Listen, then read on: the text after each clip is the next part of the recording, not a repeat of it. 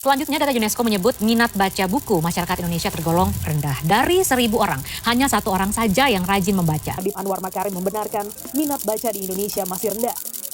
Ketika di sekolah hanya berhenti dalam penghafalan, menurut saya itu mungkin gurunya. Ya, bicara tentang minat baca masyarakat Indonesia yang terbilang rendah jika dibandingkan dengan negara-negara lain. Beranikah kalian mengakui bahwa rata-rata kemampuan berpikir kritis dan wawasan masyarakat kita hari ini masih tergolong cukup rendah? Padahal Indonesia adalah negara yang memiliki ratusan juta penduduk lebih, ribuan sumber daya alam, dan bahkan sejarah panjang perjuangan. Di saat kita masih memperdebatkan minat membaca dan berpikir, negara tetangga kita sudah melangkah jauh.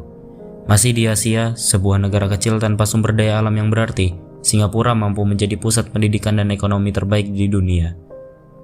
Dan kita masih tertinggal dalam satu hal dasar, yaitu kemampuan untuk berpikir. Di Singapura, membaca adalah kebutuhan dan kebiasaan, sedangkan di Indonesia seringkali masih hanya sebatas kewajiban.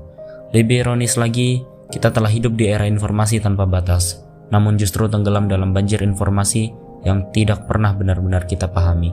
Scroll, like, share, komen, berulang kali, dan seterusnya, tetapi tak pernah benar-benar berpikir dan paham. Jika kita menoleh ke belakang, kita akan menemukan begitu banyak nama yang tidak hanya dikenal, tapi juga meninggalkan jejak pemikiran yang mendalam dalam perjalanan bangsa ini. Ki Hajar Dewantara, Tan Malaka, R.A. Kartini, Muhammad Hatta, hingga tokoh modern B.J. Habibie. Masing-masing hadir dari latar belakang berbeda, namun dipersatukan oleh satu hal yang sama, yaitu kedalaman literasi yang membentuk cara mereka berpikir, menulis, dan memandang dunia. Namun, ketika kita melihat ke masa kini, tidak lagi mudah bagi kita untuk menyebut nama-nama tokoh literat dengan pengaruh yang sama kuatnya dalam kehidupan sehari-hari. Akibat tergesernya ruang bagi pemikiran oleh arus popularitas yang bergerak jauh lebih cepat, di mana sesuatu yang viral lebih mudah dikenal daripada sesuatu yang bernilai.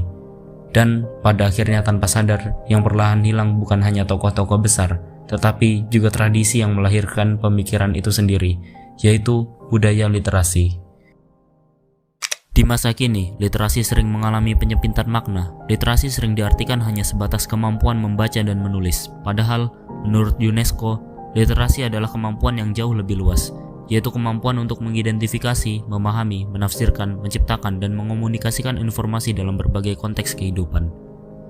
Dari sini kita pahami bahwa literasi dalam arti luas adalah fondasi utama sebuah perubahan positif. Budaya literasi lah yang membentuk masyarakat untuk berpikir kritis dan visioner. Dari literasi, revolusi tidak lahir dari kerusuhan, tetapi lahir dari kesunyian yang kondusif. Dan dari literasi lah, reformasi akan lebih terarah dan efisien. Jika kita melihat sejarah sebagai evaluasi, kita mengetahui bahwa peradaban Yunani dan Tiongkok pernah sama-sama berdiri menjadi pusat peradaban dunia.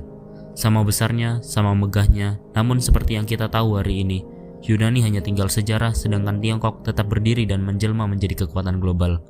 Pertanyaannya, bagaimana mungkin hal ini dapat terjadi? Semua terjadi karena Tiongkok melestarikan satu fondasi dasar sebuah peradaban, yaitu budaya literasi. Dari penemuan kertas oleh Cai Lun, berkembang lewat cetak huruf lepas Bisheng, dan ajaran Konfusius, hingga tradisi arsip, ujian negara, penghormatan ilmu, sampai lewat teknologi di masa kini. Sedangkan Yunani, mungkin kita sering sekali mendengar banyak tokoh-tokoh literat besar yang berpengaruh mulai dari Aristoteles, Socrates, dan Plato. Namun, mengapa Yunani tidak bertahan hingga kini seperti Tiongkok? Salah satu jawabannya karena budaya literasi yang hanya berhenti di tangan para filsuf dan akademisi saja dan tidak pernah benar-benar dilestarikan. Ironisnya, banyak karya Yunani justru bertahan bukan di tanah asalnya, melainkan diselamatkan dan dikembangkan oleh peradaban lain. The Great Library of Alexandria, sebuah tempat di mana pengetahuan dunia pernah dikumpulkan, setidaknya setelah 700 tahun lamanya sebelum perpustakaan itu hancur. Dan bersama itu, sebagian besar pengetahuan ikut hilang. Lalu, berabad-abad kemudian di dunia Islam, tepatnya di Baghdad, berdirilah Bait al-Hikmah. Di sanalah karya-karya Yunani diterjemahkan, dipelajari, dan dikembangkan kembali. Dari sana, ilmu pengetahuan mengalir ke Eropa, memicu kebangkitan yang kita kenal dengan Renaissance. Diikuti dengan zaman pencerahan dan diiringi oleh perkembangan universitas-universitas modern, tempat di mana ilmu tidak hanya disimpan tetapi juga diuji, diperdebatkan, dan dikembangkan. Dari sini kita mulai memahami satu hal penting. Literasi bukan hanya sekedar kemampuan membaca dan menulis. Literasi adalah kemampuan untuk menjaga pengetahuan tetap hidup. Karena ilmu tidak bisa berdiri sendiri, ia butuh tempat untuk tinggal. Dulu, tempat itu adalah batu dan papirus, kemudian menjadi kertas dan buku, lalu berkembang menjadi perpustakaan, dan kini menjadi sistem pendidikan yang kita kenal. Tanpa itu semua, ilmu akan hilang seiring waktu. Peradaban tidak bertahan karena seorang filsuf, akademisi, atau bahkan tokoh-tokoh besar lainnya. Tetapi, siapa yang mampu menjaga, merawat, dan melestarikan pengetahuan? Karena pada akhirnya, yang bertahan bukan hanya yang hebat, tetapi yang mampu menjaga dan melestarikan. Pernahkah kalian bertanya-tanya apa yang bisa dilakukan oleh generasi muda untuk memperbaiki literasi yang bisa dibilang terlanjur rendah?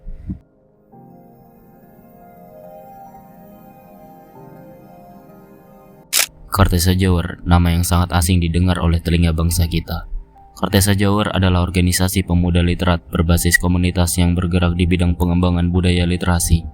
Organisasi ini bercita-cita menyediakan dan membangun sebuah komunitas sebagai forum edukasi dan diskusi untuk para pemuda literat. Organisasi ini menghadirkan edukasi, diskursus, dan karya intelektual dalam berbagai bidang untuk membentuk generasi muda yang berpikir, reflektif, dan berwawasan luas. Jika kalian tertarik dengan organisasi ini, bisa cek link deskripsi.